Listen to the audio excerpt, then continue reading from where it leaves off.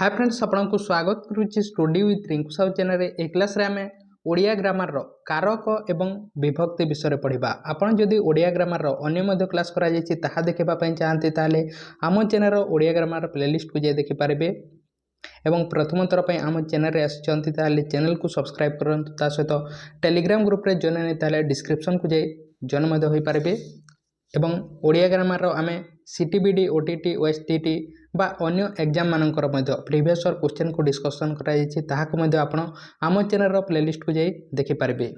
तेणु आरंभ करबा क्लास को कारक एवं विभक्ति विषय पढ़िबा। राजा प्रभात रे भिक्षुक माननकु राजकोषरु स्वहस्तरे गाई गुडी को दान कले। एठारे दान कले होछि गोटे कोन गोटे क्रियापद अटे। एही वाक्य रे क्रियापद होछि दान कले। एही क्रियापद सहित अन्य पद गुडिकर जो संबंध रहिछि ताहाकु ही कोन कहा जाय कारक कहा जाय। किए दान कले? राजा दान कले। तेणु राजा कोन होइजिबे कर्ता अटे बा कर्ता कारक। तेणु कर्ता कारक रे कोन होइते हमर प्रथम विभक्ति होइते। सेमिति कोन दान कले? कोन दान कले? गाय गुडी को। एहा कोन अटे? गाय गुडी को कोन अटे? कर्म अटे। तेणु कर्म कारक रे द्वितीय विभक्ति होइते। सेमिति कहा द्वारा दान कले? स्वहस्तरे दान कले। जहा द्वारा क्रियाटी साधित होता है से जगह कौन होते करण कारक होते एवं तृतीय विभक्ति होता है। कहा को दान कले? कहा को दान कले? भिक्षुक मान को दान कले। यह दान करने अर्थ कौन होते संप्रदान कारक होते। जितेबले परमानेंटली दान करा जाते से समय संप्रदान कारक होते एवं चतुर्थी विभक्ति होता है। क्यों ठारू दान कले? राजकोषरु दान कले। जेतेबेले गोटे जिनिस अन्य ठारू अलग हो बा विच्छिन्न अर्थ रे कोन होते उपादान कारक होते एवं पंचमी विभक्ति होते। केतेबेले दान करे? कौन से टाइम को सूचाउथबो बा कौन से प्लेस को सूचाउथबो। केतेबेले प्रभात रे ए समय कोन होते अधिकरण कारक होते कौन से टाइम एवं प्लेस को सूचाइले। तेणु आमे कोन जानि पारिले एठारू ए दान कले हेउछि गोटे क्रियापद। एहा सहित अन्य पद मानकर जो संपर्क रहिछि ताहाकु ही कोन कहा जाय कारक कहा जाय। एथुरु जना गला जे क्रियापद दान कले सहित वाक्यर अन्य पद गुडिकर भिन्न भिन्न संबंध रहिछि। एही संबंध को कारक कहंती। वाक्य मध्यरे क्रियापद सहित अन्य पद मानकर जो संबंध रहिते ताहाकु कारक कहा जाय। ए संबंध केते प्रकार ए संपर्क केते प्रकार होई पारे? क्रियापद सहित संपर्क 6 प्रकार होई पारे। एहाकु आधार करी 6 गोटी कारकर विकल्पना करा जायछि। से गुडी कहछि कर्ता कारक, कर्म कारक, करण कारक, संप्रदान कारक, उपादान कारक एवं अधिकरण कारक। एही बोली भाबरे कारक केते प्रकार? 6 प्रकार। एही क्रियापद दान कले सहित जो संपर्क रहिछि एहा 6 प्रकार होई पारे एवं एहाकु नेकी कारक को 6 भाग रे विभक्त करा जायछि। कर्ता कारक, कर्म कारक, करण कारक, संप्रदान कारक, उपादान कारक एवं अधिकरण कारक। आमे कारक एवं विभक्ति को मध्य पढ़िबा। कर्ता कारक प्रथमे कर्ता कारक। कर्ता कारक कहा जे वाक्य रे क्रिया संपादन करे बा जे कराए ताहाको कोन कहा जे कर्ता कारक कहा जे। जे करे बा कराइले मध्य आपण निजे करूछंती कोनोसी कार्य को ताहले आपण होइजिबे कर्ता कारक बा अन्य द्वारा कराइले मध्य आपण कर्ता कारक होई पारिबे ताहाको ही कहा जे कर्ता कारक। बा वाक्य रे जे क्रिया संपादन करे बा कराए ताहाको ही कोन कहा जे कर्ता कारक कहा जे। जेमेंति कि एग्जांपल देखबा विवेकानंद अमेरिका रे ओजस्विनी भाषण देथिले। के देथिले? विवेकानंद देथिले। तेणु विवेकानंद होइजिबे कर्ता कारक। खरा दिने पणस पाचे पणस होइजिबो कर्ता कारक। राजा पुरोहितंक द्वारा यज्ञ कराउछंती तेणु राजा होइजिबे एठारे कर्ता कारक। जहा द्वारा कि क्रिया संपादन जे करे बा कराए ताहाकु कोन कहा जे कर्ता कारक। एवं कर्ता कारक रे कोन होइते प्रथमा विभक्ति होइते। प्रथमा विभक्ति होइते।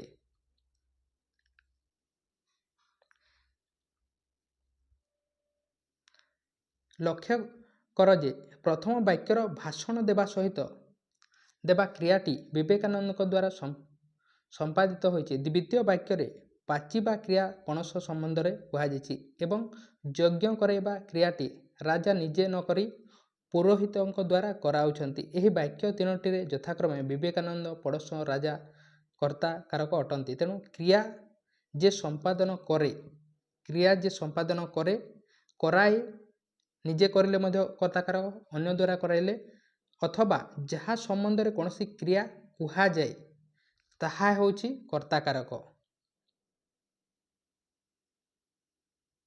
ସାଧାରଣତଃ କ୍ରିୟାପଦ ପୂର୍ବରୁ ଯିଏ ବା କିଏ ବା କ'ଣ ଲଗାଇ ପ୍ରଶ୍ନ କଲେ ଉତ୍ତରରେ କର୍ତ୍ତା କାରକ ମିଳିଥାଏ। କିଏ ବା କ'ଣ ଲଗାଇ ଯଦି ଆମେ ପ୍ରଶ୍ନ କରିବା ତାହେଲେ ମଧ୍ୟ କର୍ତ୍ତା କାରକ ହୋଇଥାଏ। ଏବଂ ଯେତେବେଳେ କୌଣସି କାର୍ଯ୍ୟଟି ନିଜେ କରିବେ, ଅନ୍ୟ ଦ୍ୱାରା କରାଇବେ ବା ଅନ୍ୟ କାହା ବିଷୟରେ କହିଲେ ମଧ୍ୟ କ'ଣ ହୋଇଥାଏ, କର୍ତ୍ତା କାରକ ହୋଇଥାଏ। ଯେମିତିକି କିଏ ଏବଂ କ'ଣ ଲଗାଇ ଯଦି ଆମେ ପ୍ରଶ୍ନ କରିବା, କିଏ ଓଜସ୍ୱିନୀ ଭାଷଣ ଦେଇଥିଲେ, କିଏ ଭାଷଣ ଦେଇଥିଲେ, ବିବେକାନନ୍ଦ ଦେଇଥିଲେ। କ'ଣ ପାଚିଥାଏ, କିଏ ବା କ'ଣ କରିକି ଆମେ ପ୍ରଶ୍ନ ପଚାରିଲେ କର୍ତ୍ତା କାରକ ହୋଇଥାଏ। କ'ଣ ପାଚିଥାଏ, ପଣସ ପାଚିଥାଏ। କିଏ ଯଜ୍ଞ କରାଉଛନ୍ତି, କିଏ ରାଜା ଯଜ୍ଞ କରାଉଛନ୍ତି। ଯେଉଁ କର୍ତ୍ତା ନିଜେ କ୍ରିୟା ସମ୍ପାଦନ ନ କରି ଅନ୍ୟ ଦ୍ୱାରା କରାଏ ତାହାକୁ ପ୍ରଯୋଜକ କର୍ତ୍ତା କୁହାଯାଏ। ଯିଏ ନିଜେ ନ କରିକି ଅନ୍ୟ ଦ୍ୱାରା କୌଣସି କାର୍ଯ୍ୟ କରାଇଲେ ତାହାକୁ କ'ଣ କୁହାଯାଏ, ପ୍ରଯୋଜକ କର୍ତ୍ତା କୁହାଯାଏ। ଏବଂ ଯାହା ଦ୍ୱାରା କରାଯାଏ ତାହାକୁ ପ୍ରଯୋଜ୍ୟ କର୍ତ୍ତା କୁହାଯାଏ। ଯାହା ଦ୍ୱାରା କରାଯାଏ ତାହାକୁ ପ୍ରଯୋଜ୍ୟ କର୍ତ୍ତା କୁହାଯାଏ। ଏବଂ ଯିଏ ନିଜେ କ୍ରିୟା ସମ୍ପାଦନ ନ କରି ଅନ୍ୟ ଦ୍ୱାରା କରାଇଲେ ତାହାକୁ ପ୍ରଯୋଜକ କର୍ତ୍ତା କୁହାଯାଏ। ଏବଂ ଯାହା ଦ୍ୱାରା କରାଯାଇଥାଏ ତାହାକୁ ପ୍ରଯୋଜ୍ୟ କର୍ତ୍ତା କୁହାଯାଏ। ଏବଂ ଏଠାରେ ରାଜା ହେଉଛନ୍ତି ପ୍ରଯୋଜକ କର୍ତ୍ତା, କାହିଁକିନା ସେ ନିଜେ କରାଉନାହିଁ। ଏବଂ ମାନଙ୍କ ଦ୍ୱାରା ବା ପୁରୋହିତମାନେ ହେଉଛନ୍ତି ପ୍ରଯୋଜ୍ୟ କର୍ତ୍ତା।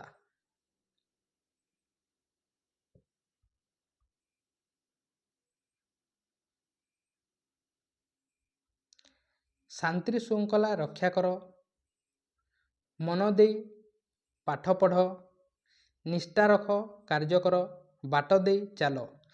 ଉଲ୍ଲିଖିତ ଚାରିଗୋଟି ବାକ୍ୟରେ କର୍ତ୍ତା ଉହ୍ୟ ହୋଇ ରହିଛି। ଏଠାରେ କର୍ତ୍ତାଟି ହେଉଛି ତୁମେ। ଓଡ଼ିଆ ଭାଷାରେ ସାଧାରଣତଃ ଆଦେଶାତ୍ମକ ବାକ୍ୟରେ କର୍ତ୍ତାର ଅନୁପସ୍ଥିତି ଦେଖିବାକୁ ମିଳେ। କର୍ତ୍ତା ଭାବରେ ଆମେ ବିଶେଷ୍ୟକୁ, ବିଶେଷଣକୁ, ସର୍ବନାମକୁ, ଖଣ୍ଡବାକ୍ୟକୁ, ବାକ୍ୟାଂଶକୁ ମଧ୍ୟ ବ୍ୟବହୃତ ହୋଇପାରନ୍ତି। କର୍ତ୍ତା ଭାବରେ କେଉଁମାନେ ହୋଇପାରିବେ, ବିଶେଷ୍ୟ ମଧ୍ୟ ହୋଇପାରିବ, ବିଶେଷଣ ମଧ୍ୟ ହୋଇପାରିବ, ସର୍ବନାମ ମଧ୍ୟ ହୋଇପାରିବ, ଖଣ୍ଡବାକ୍ୟ ବା ବାକ୍ୟାଂଶ ମଧ୍ୟ ହୋଇପାରିବ। ତାହାର ଏକ୍ଜାମ୍ପଲ୍ ଦେଖିବା। ଯେମିତିକି ଯଦି ବିଶେଷ୍ୟରେ ନେବା ତାହେଲେ କପିଳେନ୍ଦ୍ର ଦେବ ଏକ ବିଶାଳ ରାଜ୍ୟ ପ୍ରତିଷ୍ଠା କରିଥିଲେ। ଏହି କପିଳେନ୍ଦ୍ର ଦେବ ହେଉଛନ୍ତି କ'ଣ, ବିଶେଷ୍ୟ। ତେଣୁ ବିଶେଷଣ ଯାହା ବିଷୟରେ ଆମେ କୌଣସି ନେମିଂ ୱାର୍ଡ଼କୁ କ'ଣ କୁହାଯାଏ, ବିଶେଷ୍ୟ କୁହାଯାଏ। କୌଣସି କ୍ୱାଲିଟି ବିଷୟରେ ବା କାହାର ଗୁଣ ବିଷୟରେ ଜଣାଇଲେ ତାହାକୁ ବିଶେଷଣ କୁହାଯାଏ। ଗୁଣବନ୍ତ ସମସ୍ତଙ୍କର ଆଦରର ପାତ୍ର ହୋଇଥାଏ। ଏହି ଗୁଣବନ୍ତ ହେଉଛି ଏଠାରେ କର୍ତ୍ତା କାରକ। ସର୍ବନାମ ଯଦି ଦେଖିବା, ନାମ ବଦଳରେ ଯାହାକୁ ୟୁଜ୍ କରିଥାଉ ସର୍ବନାମ କହିଥାଉ, ସେ ଅତ୍ୟନ୍ତ ସ୍ୱାଭିମାନୀ ଥିଲେ, ତେଣୁ ସେ ହେଉଛି ଏଠାରେ କର୍ତ୍ତା କାରକ। ଖଣ୍ଡବାକ୍ୟ ଦେଖିବା ତାହେଲେ କାଲି ଖେଳ ହେବ କି ନାହିଁ, ଏହା ହେଉଛି ଖଣ୍ଡବାକ୍ୟ, ଏହା ହେଉଛି କର୍ତ୍ତା କାରକ, ବର୍ଷା ଉପରେ ନିର୍ଭର କରେ। ଯଦି ବାକ୍ୟାଂଶ ଦେଖିବା ତାହେଲେ ଦାନ୍ତୁରୀର ହସିବା କାନ୍ଦିବା, ଏହା ହେଉଛି ଗୋଟେ କର୍ତ୍ତା କାରକ। ତାପରେ ନେକ୍ସଟ ଦେଖିବା ଏବଂ କର୍ତ୍ତା କାରକରେ କ'ଣ ହୋଇଥାଏ, ପ୍ରଥମା ବିଭକ୍ତି ହୋଇଥାଏ। ନେକ୍ସଟ ଦେଖିବା କର୍ମକାରକ। କର୍ମକାରକ କାହାକୁ କୁହାଯାଏ, ଯାହା କରାଯାଏ ତାହା ହେଉଛି କର୍ମକାରକ। ଯାହା କରାଯାଇଥାଏ ତାହାକୁ ହିଁ କୁହାଯାଏ କର୍ମକାରକ। ଏବଂ କର୍ମକାରକରେ ଦ୍ୱିତୀୟା ବିଭକ୍ତି ହୋଇଥାଏ, ଦ୍ୱିତୀୟା ବିଭକ୍ତି ହୋଇଥାଏ ଏବଂ ଏଥିରେ ମ୍ୟାକ୍ସିମମ୍ କୁ ଲାଗିଥାଏ। ତା ସହିତ ଟେମ୍ପେରାରୀ ଦାନ କ୍ଷେତ୍ରରେ କ'ଣ ହୋଇଥାଏ, କର୍ମକାରକ ହୋଇଥାଏ। ଟେମ୍ପେରାରୀ ଦାନ କ୍ଷେତ୍ରରେ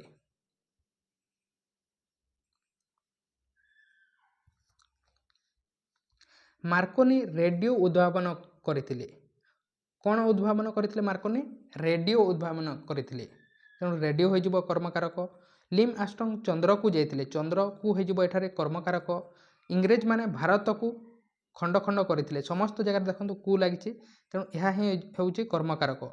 ପ୍ରଦତ୍ତ ତିନୋଟି ବାକ୍ୟରେ କର୍ମଗୁଡ଼ିକ ଯଥାକ୍ରମେ ରେଡ଼ିଓ, ଚନ୍ଦ୍ରକୁ ଏବଂ ଭାରତକୁ।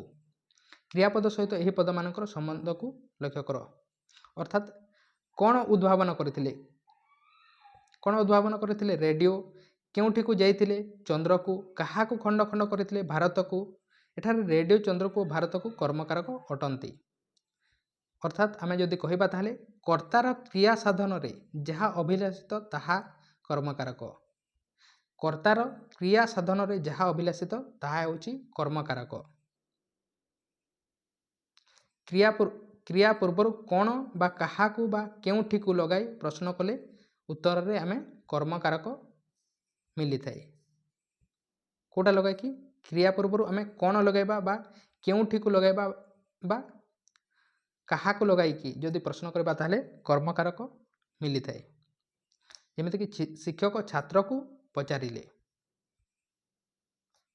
एही वाक्य रे छात्र को ओ प्रश्न दुई गोटी कर्म अटंती। एठारे दुईटी कर्म अछि। ए वाक्य रे दुईटी कर्म अछि। छात्र को गोटे कर्म एवं प्रश्न होउछि गोटे कर्म। दुईटी कर्म अछि। एही परि क्षेत्र रे गोटे कर्म को मुख्य कर्म कहा जाय ओ अन्यटी को गौण कर्म कहा जाय।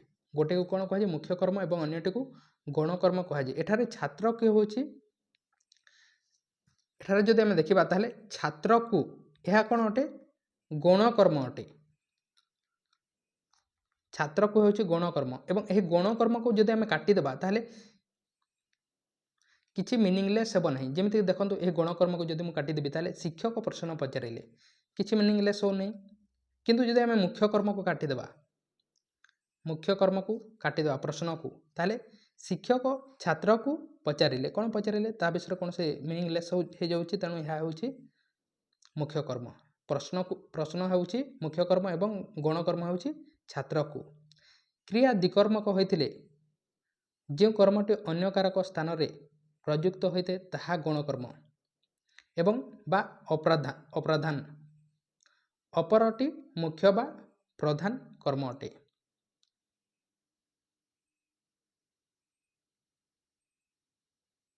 विशेष सर्वनाम बा विशेषण परिवर्ते व्यवहृत जेकोसी पद बा पद समष्टि कर्मपद रूपे व्यवहृत हो पारे। जेमिति कि से काहेकि पद त्याग कले मु जाने एठारे जाने क्रियार कर्म हेउछि एवं से काहेकि पद त्याग कले अर्थात गोटे वाक्य एठारे कर्म रूपे व्यवहृत होइछि एवं कर्मकारक रे कोन होइते द्वितीय विभक्ति होइते बा टेम्परेरी दान क्षेत्र मध्ये होइते। तापर नेक्स्ट देखिबा करण कारक। नेक्स्ट देखिबा करण कारक। करण कारक केते बेले होइते तृतीय विभक्ति रे कोन होइते कर्मकारक होइते एवं एठरे रे बा द्वारा रो यूज करा जेते। रे बा द्वारा रो यूज करा जेते। तृतीय विभक्ति रे होइते ता सहित रे एवं द्वारा रो यूज करा जेते। केते बेले होइते करण कारक कर्ता जेते बेले जहा द्वारा बा जहा साहाय्य रे क्रिया साधन करा जाय सेते बेले कोन होइते करण कारक होइते बा जहा द्वारा कार्यटी साधित होइते बा जहा द्वारा कार्यटी करा जेते सेही समय रे करण कारक होइते। जेमिति कि एग्जांपल देखबा ठाकुरिया कुराडी रे गछ काटोछि कोथरे कुराडी रे का द्वारा करा जाउछि द्वारा यूज होइते बा रे यूज होइते। लोकटी जाल रे माछ धरुछि मु साइकेल रे जाउछि मु बस रे जाउछि मु कोठारे जाउछि जहा द्वारा क्रियाटी साधित होइते से जगह रे करण कारक होइते। से कलम रे लेखुछि कोठारे कलम रे लेखुछि। कहा द्वारा गछ कटा जाउछि कुराडी रे कहा द्वारा माछ धरा जाउछि जाल रे कहा द्वारा लेखुछि कलम रे। एठारे कुराडी जाल ओ कलम क्रिया साधन रो माध्यम अटे।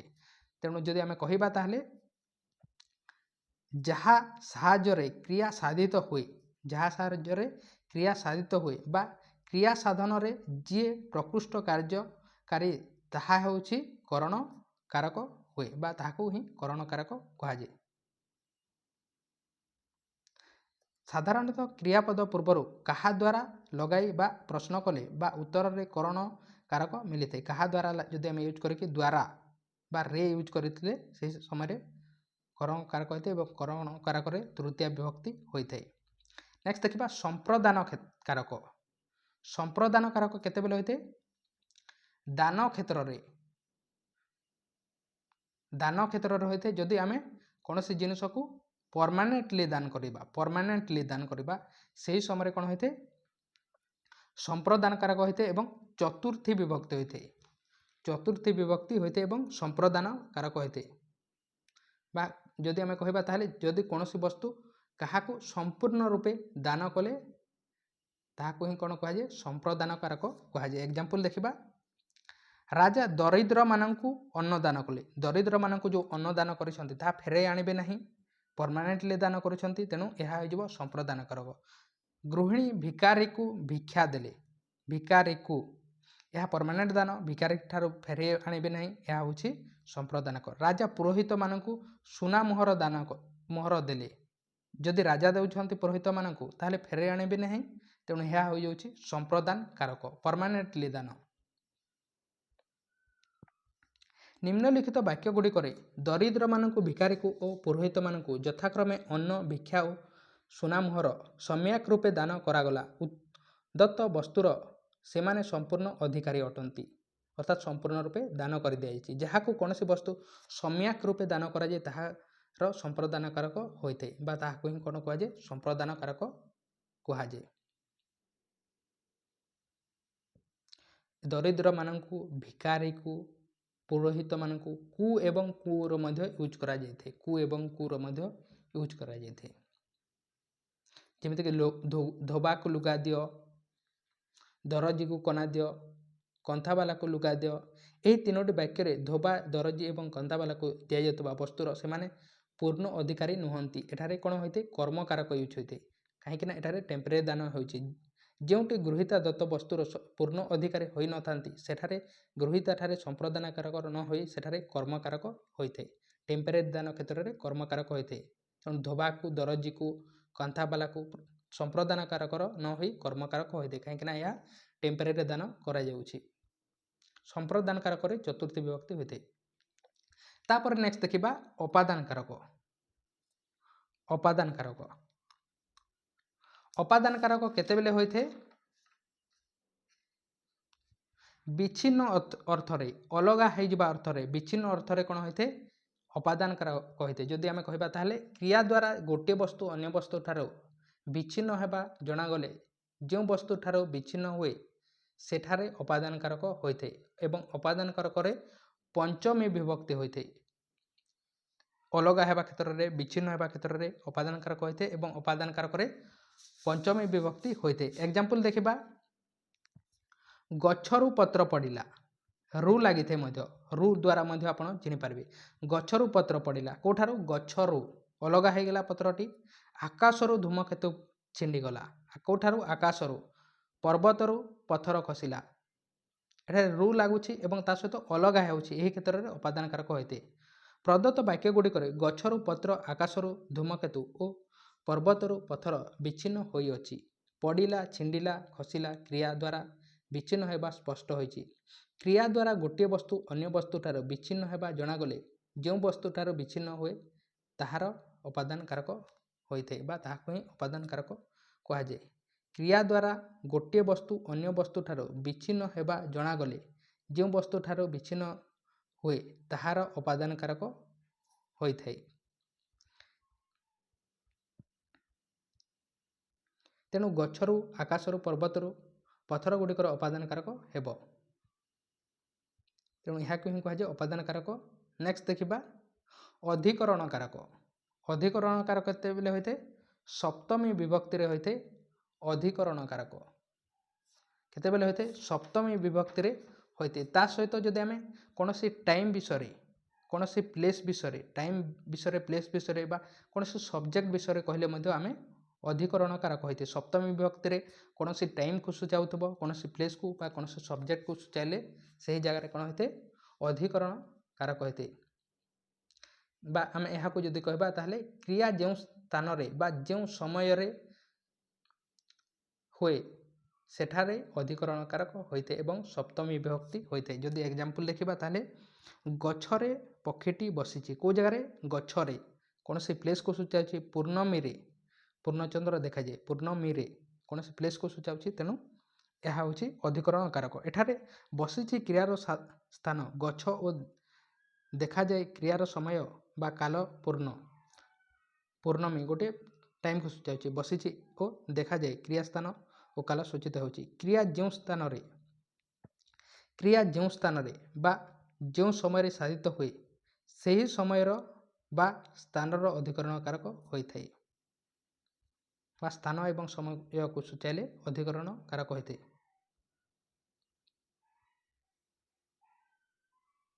ଏବଂ ଏହା ଦୁଇ ପ୍ରକାର ଅଟେ, ଗୋଟେ ସ୍ଥାନାଧିକରଣ ଏବଂ ଗୋଟେ କାଲାଧିକରଣ।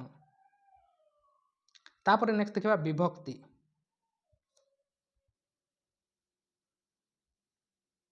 ନେକ୍ସଟ ଦେଖିବା ବିଭକ୍ତି। ବିଭକ୍ତିର ଯଦି ଆମେ କହିବା ତାହେଲେ ଯେଉଁ ବର୍ଣ୍ଣ ବା ବର୍ଣ୍ଣର ସମଷ୍ଟି ଦ୍ୱାରା ସଂଖ୍ୟାଟି ଏକବଚନ, ବହୁବଚନ, କାରକଟି କର୍ତ୍ତାକାରକ, କର୍ମକାରକ, କରଣକାରକ ପ୍ରଭୃତି ସୂଚିତ ହୁଏ ତାହାକୁ ବିଭକ୍ତି କୁହାଯାଏ। ବିଭକ୍ତି କାହାକୁ କୁହାଯାଏ? ଯେଉଁ ବର୍ଣ୍ଣ ବା ବର୍ଣ୍ଣର ସମଷ୍ଟି ଦ୍ୱାରା ସଂଖ୍ୟାଟି ଏକବଚନ, ବହୁବଚନ, କାରକଟି କର୍ତ୍ତାକାରକ, କର୍ମକାରକ, କରଣକାରକ ସୂଚିତ ହୁଏ ତାହାକୁ କ'ଣ କୁହାଯାଏ? ବିଭକ୍ତି କୁହାଯାଏ। ଏବଂ ବିଭକ୍ତି କେତେ ପ୍ରକାର? 7 ପ୍ରକାର ଅଟେ। ବିଭକ୍ତି 7 ପ୍ରକାର ଅଟେ। କର୍ତ୍ତାକାରକରେ କ'ଣ ହୋଇଥାଏ? ପ୍ରଥମା ବିଭକ୍ତି ହୋଇଥାଏ ଏବଂ ଏଥିରେ ଟି, ଟା, ଟେ, ଟାଏ, ଟିଏ, ଏ ମାନେ ଗୁଡ଼ାକ ଲାଗିଥାଏ। କର୍ମକାରକରେ ଦ୍ୱିତୀୟ ବିଭକ୍ତି ହୋଇଥାଏ କୁଁ, କୁ, କି, କି, ଠାକୁ ଏହା ଲାଗିଥାଏ। କୁ ମାନଙ୍କୁ, ମାନଙ୍କ ଠାରୁ, ଗୁଡ଼ାକୁ ଏହି ସମସ୍ତ ଲାଗିଥାଏ। କରଣକାରକରେ ତୃତୀୟ ବିଭକ୍ତି ହୋଇଥାଏ ଏ, ରେ, ଠାରେ, ଦେହି, ଦେଇ, ମାନଙ୍କ ଦ୍ୱାରା, ମାନଙ୍କ ଦେଇ, ମାନଙ୍କ, ଦେହି, ମାନଙ୍କ, କର୍ତ୍ତୃତ୍ୱ ଏହି ସମସ୍ତ ଲାଗିଥାଏ। ସମ୍ପ୍ରଦାନ କାରକରେ କ'ଣ ହୋଇଥାଏ? ଚତୁର୍ଥ ବିଭକ୍ତି ହୋଇଥାଏ। ଏଠାରେ କୁ, କି, ପାଇଁ, ନିମିତ୍ତ, ସକାଶ ଏହି ସମସ୍ତ ଲାଗିଥାଏ। ଅପାଦାନ କାରକରେ ପଞ୍ଚମ ବିଭକ୍ତି ହୋଇଥାଏ ରୁ, ଠାରୁ ଏହି ସମସ୍ତ ଲାଗିଥାଏ। ସମ୍ବନ୍ଧ ଅର୍ଥରେ ଷଷ୍ଠୀ ବିଭକ୍ତି ହୋଇଥାଏ ର, ଙ୍କର ଏହି ସମସ୍ତ ଲାଗିଥାଏ। ଅଧିକରଣ କାରକ ସପ୍ତମୀ ବିଭକ୍ତି ହୋଇଥାଏ ଏ, ରେ, ଠାରେ, ଠାଇଁ ଏହି ସମସ୍ତ ଲାଗିଥାଏ। ଗୋଟେ ଦେଖିବା ପ୍ରଥମା ବିଭକ୍ତି। ପ୍ରଥମା ବିଭକ୍ତି କେତେବେଳେ ହୋଇଥାଏ? କର୍ତ୍ତା କାରକରେ ହିଁ ପ୍ରଥମା ବିଭକ୍ତି ହୋଇଥାଏ। କର୍ତ୍ତା କାରକରେ ପ୍ରଥମା ବିଭକ୍ତି ହୋଇଥାଏ। ଯେମିତିକି କର୍ତ୍ତା କିଏ ଅଟେ? ରାମ ଖାଉଅଛି, ରାମ ହେଉଛି କର୍ତ୍ତା କାରକ। ଗାଈଟି ଚରୁଅଛି, ପିଲାମାନେ ଆସୁଥିଲେ, ଘୋଡ଼ାଗୁଡ଼ିକ ଦୌଡ଼ୁଛନ୍ତି ଏହି ସମସ୍ତ କର୍ତ୍ତା ଅଟେ। ତେଣୁ କର୍ତ୍ତା କାରକରେ ପ୍ରଥମା ବିଭକ୍ତି ହୋଇଥାଏ। ତା ସହିତ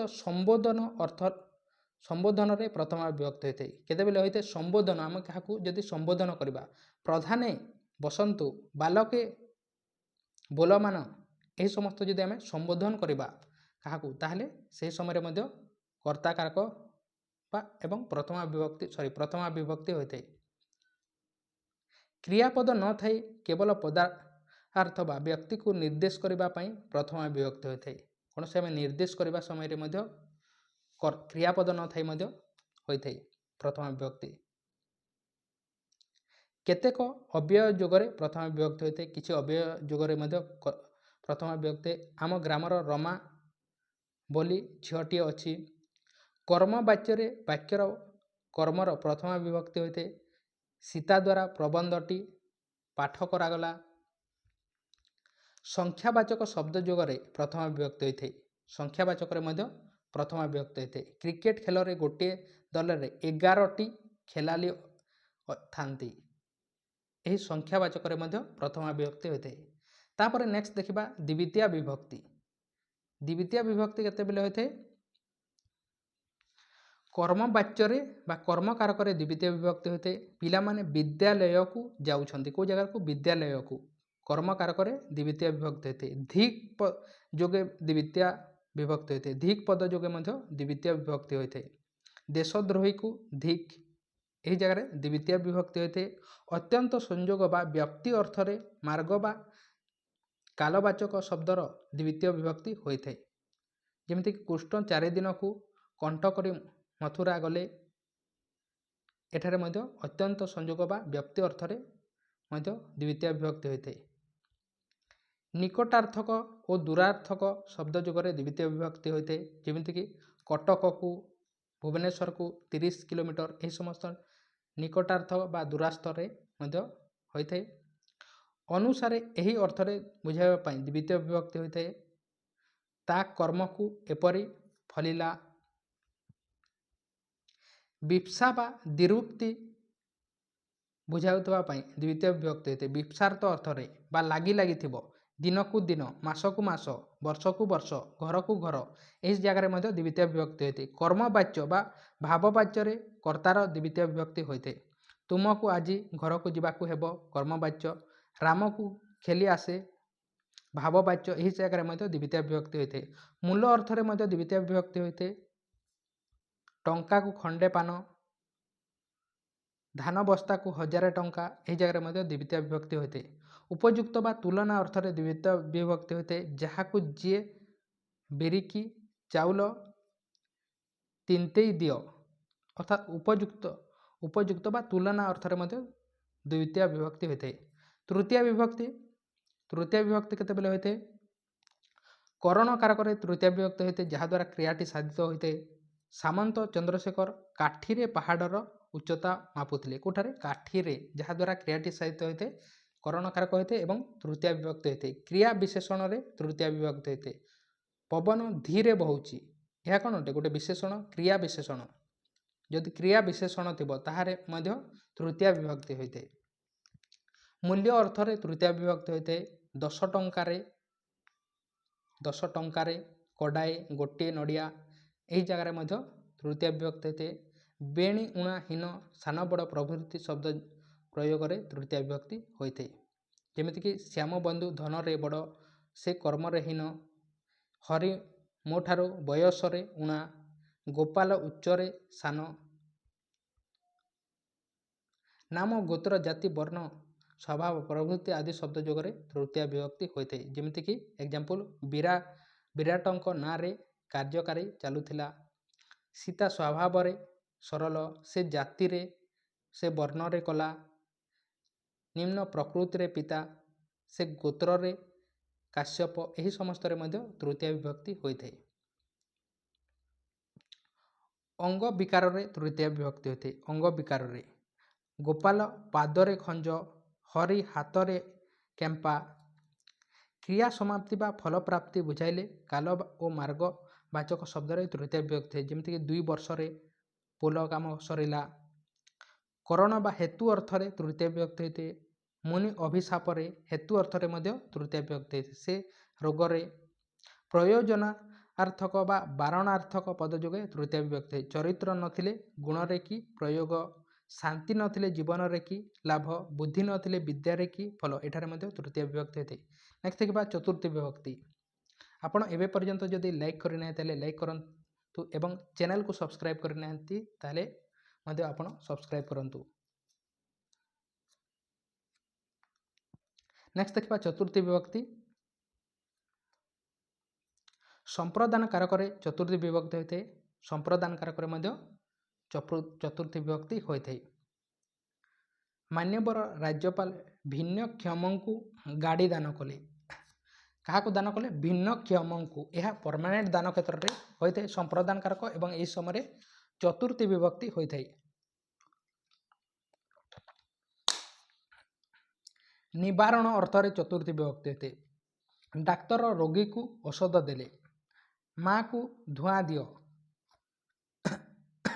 ଏହି ଜାଗାରେ ମଧ୍ୟ ଚତୁର୍ଥୀ ବିଭକ୍ତି ହୋଇଥାଏ। ନିମିତ୍ତାର୍ଥରେ ଚତୁର୍ଥୀ ବିଭକ୍ତି ହୋଇଥାଏ। ନିମିତ୍ତ ଅର୍ଥରେ ଚତୁର୍ଥୀ ବିଭକ୍ତି ହୋଇଥାଏ। ସ୍ୱର୍ଗକୁ ନିଶୁଣି ନାହିଁ, ବଡ଼ ଲୋକକୁ ଉତ୍ତର ନାହିଁ, ଏହି ସମୟରେ ମଧ୍ୟ ଚତୁର୍ଥୀ ବିଭକ୍ତି ହୋଇଥାଏ।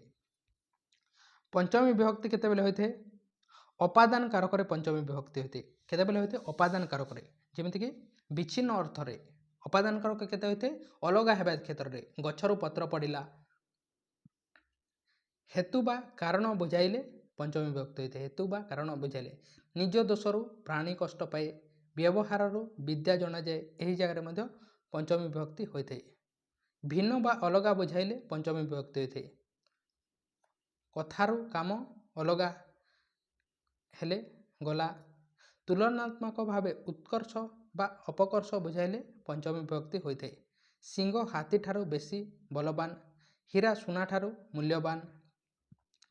ଦିଗ ନିର୍ଣ୍ଣୟ, ଯେଉଁଠାରେ ଦିଗ ନିର୍ଣ୍ଣିତ ହୁଏ ତାହା ପଞ୍ଚମୀ ବିଭକ୍ତି ହୋଇଥାଏ। ପୁରୀଠାରୁ ପୂର୍ବକୁ ସମୁଦ୍ର, କଟକରୁ ଦକ୍ଷିଣରେ ପୁରୀ ଅବସ୍ଥିତ, ଏହି ଦିଗ କ୍ଷେତ୍ରରେ ମଧ୍ୟ ହୋଇଥାଏ। ମାର୍ଗ ଏବଂ କାଲର ପରିବ୍ୟାପ୍ତିରେ ପଞ୍ଚମୀ ବିଭକ୍ତି ହୋଇଥାଏ। ଯେମିତି ଅତୀତରେ ଓଡ଼ିଶା ଗଙ୍ଗାଠାରୁ ଗୋଦାବରୀ ପର୍ଯ୍ୟନ୍ତ ବିସ୍ତୃତ ଥିଲା। କାର୍ତ୍ତିକଠାରୁ ଶୀତ ଆରମ୍ଭ ହୁଏ, ଏଠାରେ ମଧ୍ୟ ହୋଇଥାଏ। ଅସମାପିକା କ୍ରିୟା ଲୋପ ହେଲେ ସେହି କ୍ରିୟାର କର୍ମ ଓ ଅଧିକରଣ ସ୍ଥାନରେ ପଞ୍ଚମୀ ବିଭକ୍ତି ହୋଇଥାଏ। ସେ କୋଠାରୁ ଦେଖୁଛି କୋଠାରେ ଚଢ଼ି ମୁଁ ତାଙ୍କୁ ଦୂରରୁ ଦେଖୁଛି ଏହି ଦୂରରେ ଏହା ଅଟେ। ରକ୍ଷାର୍ଥ ପରାଜୟ ଆଦି ଶବ୍ଦରେ ଈଶ୍ୱର ତୁମକୁ ବିପଦରୁ ରକ୍ଷା କରିବା ଅର୍ଥରେ ବିପଦରୁ ରକ୍ଷା କରନ୍ତୁ। ତୁମେ ତୁମ ଭାଷାକୁ ସଙ୍କଟରୁ ରକ୍ଷା କର। କାଞ୍ଚି ରାଜା ପୁରୁଷୋତ୍ତମ ଦେବଙ୍କଠାରୁ ପରାସ୍ତ ହୋଇଥିଲେ। ପାଣ୍ଡବମାନେ ଗୌରବମାନଙ୍କ ଠାରୁ ନୀତିବାନ ଥିଲେ। ଏହି ଜାଗାରେ ମଧ୍ୟ ଏହି ରକ୍ଷକ ବା ପରାଜୟ ଆଦି ଶବ୍ଦରେ ମଧ୍ୟ ପଞ୍ଚମୀ ବିଭକ୍ତି ହୋଇଥାଏ। ତାପରେ ନେକ୍ସଟ ଦେଖିବା ଷଷ୍ଠୀ ବିଭକ୍ତି। ଷଷ୍ଠୀ ବିଭକ୍ତି କେତେବେଳେ ହୋଇଥାଏ?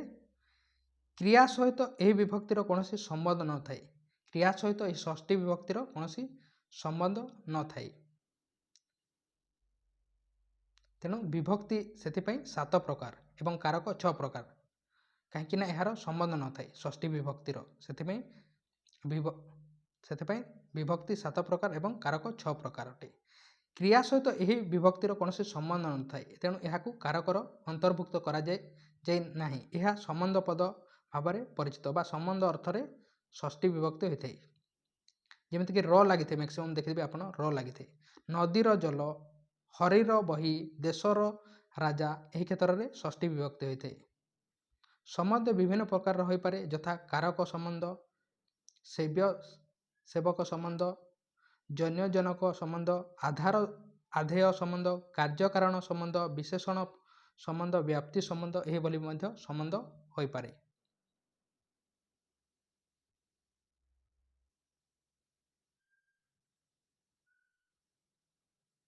ନେକ୍ସଟ ଦେଖିବା ସପ୍ତମୀ ବିଭକ୍ତି। ସପ୍ତମୀ ବିଭକ୍ତି କେତେବେଳେ ହୋଇଥାଏ? ଅଧିକରଣ କାରକରେ ସପ୍ତମୀ ବିଭକ୍ତି ହୋଇଥାଏ। ଅଧିକରଣ କେତେବେଳେ ହୋଇଥାଏ? ଟାଇମ୍ ଏବଂ ପ୍ଲେସ୍କୁ ସୂଚାଇଲେ ଅଧିକରଣ କାରକ ହୋଇଥାଏ। ଏହି ସମୟରେ ସପ୍ତମୀ ବିଭକ୍ତି ହୋଇଥାଏ। ଅଧିକରଣ କ୍ଷେତ୍ରରେ ସପ୍ତମୀ ବିଭକ୍ତି ହୋଇଥାଏ। ଯେମିତିକି ବର୍ଷା କାଳରେ କଦମ୍ବ ଫୁଟେ, ପୁଷ୍କରିଣୀରେ ପଦ୍ମ ଫୁଟି ଅଛି। ଏହି ଟାଇମ୍ ଏବଂ ପ୍ଲେସ୍କୁ ସୂଚାଇଲେ ବା ଅଧିକରଣ କାରକରେ ସପ୍ତମୀ ବିଭକ୍ତି ହୋଇଥାଏ। ଭାବେ ସପ୍ତମୀ, ଭାବେ ଅର୍ଥରେ ମଧ୍ୟ ସପ୍ତମୀ ବିଭକ୍ତି ହୋଇଥାଏ। ସୂର୍ଯ୍ୟ ଉଦୟରେ ପଦ୍ମ ଫୁଟେ, ଉଦୟ ହେଲେ, ବର୍ଷା ଆଗମନରେ କୃଷକ ଆନନ୍ଦିତ ହୁଅନ୍ତି। ଏହି ଜାଗାରେ ମଧ୍ୟ ସପ୍ତମୀ ବିଭକ୍ତି ହୋଇଥାଏ। ବିପ୍ସାର୍ଥରେ ବା ପୁନଃ ପୁନଃ ଉଲ୍ଲେଖ ସ୍ଥଳରେ ସପ୍ତମୀ ବିଭକ୍ତି ହୋଇଥାଏ। ପୁନଃ ପୁନଃ ଦେଶ ଦେଶ ଆଜି ଓଡ଼ିଶୀ ନୃତ୍ୟ ବ୍ୟାପୀ ଲାଗିଛି, ଘରେ ଘରେ ଲାଗି ଲାଗି ଯଦି ଲାଗିଥିବ ତାହେଲେ ସପ୍ତମୀ ବିଭକ୍ତି ହୋଇଥାଏ। ପ୍ରୟୋଜନାର୍ଥକ ଶବ୍ଦ ଯୋଗରେ ସପ୍ତମୀ ବିଭକ୍ତି ହୋଇଥାଏ। ସନ୍ନ୍ୟାସୀର ଧନରେ କି ପ୍ରୟୋଜନ, ନାସ୍ତିକର ବିଗ୍ରହରେ କି ପ୍ରୟୋଜନ, ଏହି ଜାଗାରେ ମଧ୍ୟ ସପ୍ତମୀ ବିଭକ୍ତି ହୋଇଥାଏ। ଅନ୍ୟାନ୍ୟ ସାଦୃଶ୍ୟ ଓ ଅସାଦୃଶ୍ୟ ସପ୍ତମୀ ବିଭକ୍ତି ହୋଇଥାଏ। ଭାଇ ଭାଇରେ କଲି, ଘରେ ବାହାରେ ନିନ୍ଦା, ସାଧୁ ନିପୁଣ, କୁଶଳ, ପଟୁ, ଦକ୍ଷ ଆଦି ଶବ୍ଦ ଯୋଗରେ ସପ୍ତମୀ ବିଭକ୍ତି ହୋଇଥାଏ। ସାଧୁ ନିପୁଣ କୁଶଳ ଏହି ଜାଗାରେ ମଧ୍ୟ ସପ୍ତମୀ ବିଭକ୍ତି ହୋଇଥାଏ। ସେ ବ୍ୟାକରଣରେ ପଟୁ, ରାମ ସଙ୍ଗୀତରେ ନିପୁଣ, ଏହି ଜାଗାରେ ମଧ୍ୟ ସପ୍ତମୀ ବିଭକ୍ତି ହୋଇଥାଏ। ତେଣୁ ଏହା ଥିଲା କାରକ ଏବଂ ବିଭକ୍ତି ବିଷୟରେ ଡିଟେଲ୍ସ। ଆଶା କରୁଛି ଆପଣ ବୁଝିପାରିଥିବେ। ଆପଣ ଯଦି ଏବେ ପର୍ଯ୍ୟନ୍ତ ଚ୍ୟାନେଲକୁ ସବସ୍କ୍ରାଇବ୍ କରିନାହିଁ ତାହେଲେ ସବସ୍କ୍ରାଇବ୍ କରନ୍ତୁ, ଲାଇକ୍ କରିନାହିଁ ତାହେଲେ ଲାଇକ୍ କରନ୍ତୁ ଏବଂ ଆପଣ ଯଦି ଲାଷ୍ଟ ପର୍ଯ୍ୟନ୍ତ ଏହି କ୍ଲାସ୍କୁ ଦେଖିଛନ୍ତି ତାହେଲେ ମଧ୍ୟ ଆପଣ କମେଣ୍ଟ ବକ୍ସରେ କମେଣ୍ଟ କରନ୍ତୁ ଆପଣ ଲାଷ୍ଟ ପର୍ଯ୍ୟନ୍ତ ଦେଖିଛନ୍ତି ନା ନାହିଁ। ଏବଂ ଓଡ଼ିଆ ଗ୍ରାମାର ଏହିଭଳି ଅନ୍ୟ କ୍ଲାସ୍ ଦେଖିବା ପାଇଁ ଆପଣ ଆମ ଚ୍ୟାନେଲର ଓଡ଼ିଆ ଗ୍ରାମାର ପ୍ଲେଲିଷ୍ଟକୁ ଯାଇ ଦେଖିପାରିବେ। ତେଣୁ ଥ୍ୟାଙ୍କ ୟୁ।